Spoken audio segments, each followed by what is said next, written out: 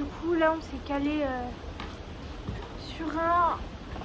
Je sais pas comment ça s'appelle. C'est une blague, vous avez fait coucou à la police, là? Bah, c'est eux qui nous ont fait coucou. Du coup, j'ai répondu. Parce qu'en fait, je l'ai regardé, je lui ai souri. Ok, pendant qu'on est là, dans un cadre idyllique, on va vous parler d'un sujet. Le sujet que j'ai choisi, c'est... Moi, là, je parlerai bien, pas de l'échec scolaire, mais de la déception scolaire. Ah.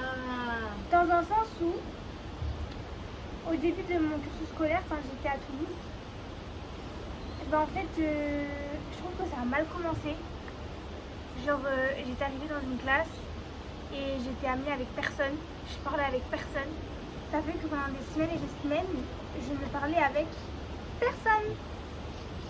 Et en même temps, je n'aimais pas trop ce que je faisais et tout.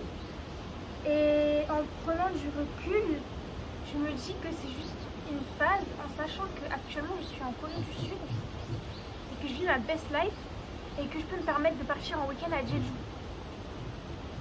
Voilà, donc c'est que je me suis dit, je vais aller en Corée, c'est sûr que je vais aller en Corée, c'est sûr. J'avais même pas d'accord avec mon école.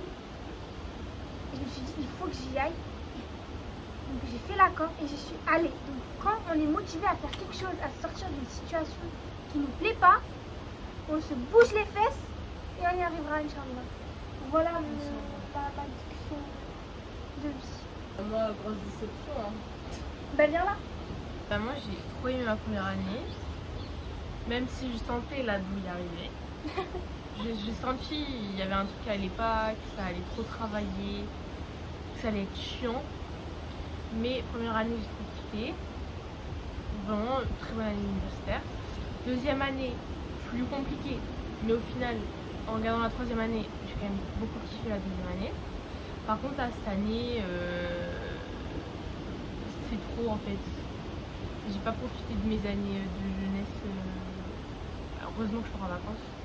Mais j'ai très peur pour l'année prochaine, parce que l'année prochaine, je n'aurai pas de vacances, parce que j'aurai un stage en plus. Et l'année prochaine est très dure, apparemment, c'est comme cette année.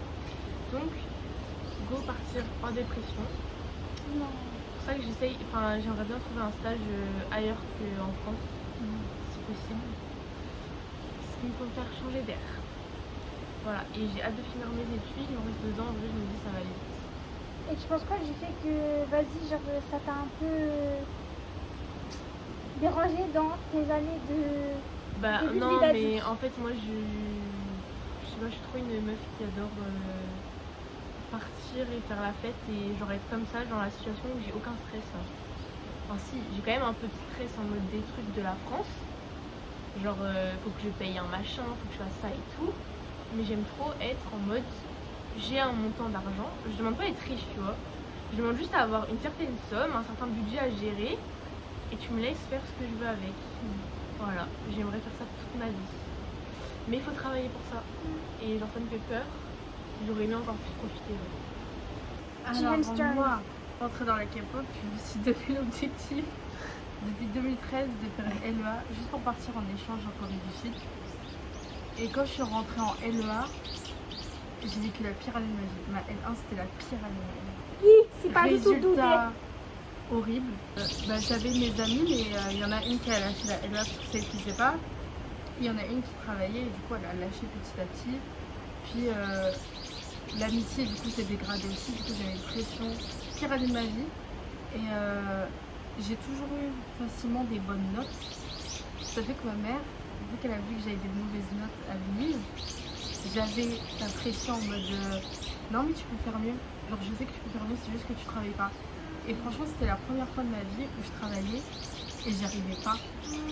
Du coup j'étais frustrée envers moi-même. Et en L2 c'était une des meilleures années de ma vie parce que du coup j'ai commencé à sociabiliser avec les gens. Et j'ai eu des très bons résultats. Et j'avais peur de ne pas pouvoir accéder en L3 à l'échange parce qu'on a mis beaucoup à demander. Et il y a un certain nombre de places. Je l'ai eu, je suis ici. Et j'ai eu des bons résultats ici. Mais par exemple pour les masters, je pense qu'on est tous un peu comme ça, il y en a plein. Parce que je sais pas quoi faire de ma vie. Et c'est pas grave de pas savoir. Faut juste trouver, j'ai la même pensée. que je trouve un truc où j'ai un salaire ou un truc où j'ai de l'argent, où je peux faire d'autres choses qui me rendent heureuse. Question par rapport à ta réflexion. Est-ce que pour toi, la vie sociale, elle a une conséquence sur les résultats et la vie académique du genre? Ouais, moi pas d'accord. Parce que moi en fait le truc c'est que j'étais vraiment isolée de la M1 en première. Et du coup j'étais même pas dans le groupe de classe.